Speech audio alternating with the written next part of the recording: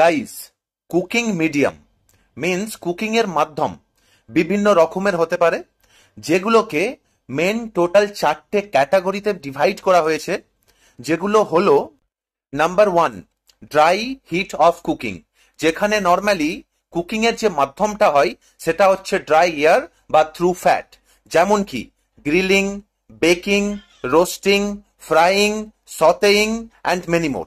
Number 2 হলো moist heat of cooking, যেখানে cooking এর মাধ্যমটা হয়ে থাকে থ্রু স্টিম অর ওয়াটার, যেমন কি boiling, steaming, poaching, braising, blanching, stewing, আরো অনেক কিছু।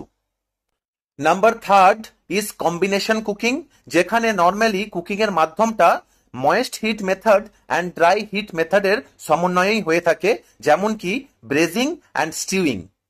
The last one and number 4 is infrared cooking, যেখানে নর্মালি কুকিং এর মাধ্যমটা হয়ে থাকে ইনফ্রারেড রেজের মাধ্যমে বা ইনফ্রারেডের মাধ্যমে, যেমন কি microwaving or infrared cooking.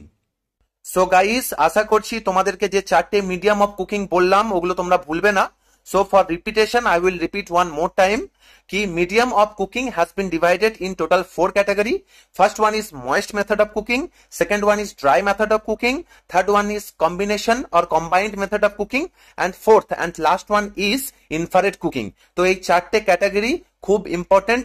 Don't forget that one. Keep always in your mind that the medium of cooking has been divided in that 4 category I mentioned. Thank you.